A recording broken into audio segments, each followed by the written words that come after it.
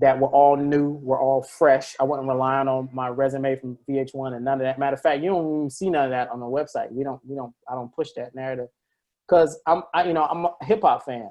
And I don't know if y'all remember Outkast. Andre had this line where he said, "You only funky as your last hit." Mm-hmm. You know, so I live by that. Like, I don't want to rely on stuff I did 10 years ago. What am I doing right now?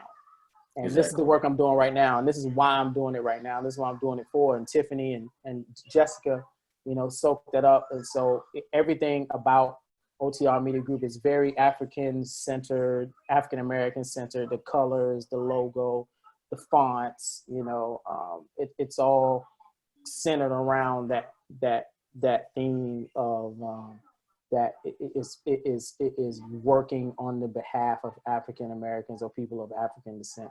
And so that's why Saltwater fits into that world, because it's the Gullah Geechee history, the Gullah Geechee narratives, Gullah Geechee, thinking of it in an Afrofuturist way, is something that people are unfamiliar with, even in South Carolina.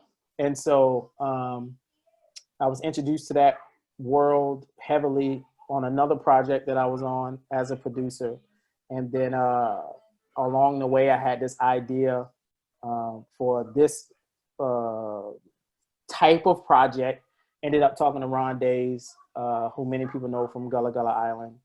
He was a buddy of mine. And when I pitched the idea to Ron, he was like, my son be talking about making some kind of new music for Gullah culture. You need to talk to my son about that. So I hit up Simeon. Literally, Simeon's next email was, "Yo, this is crazy. When can we do this?" And so that's how that came to be. And putting those kind of stories in the national spotlight are very important to me. And I just, in general, feel like it's always important when you have resources, particularly that outside of the place that you come from, is how can you use those resources to benefit the place that you come from?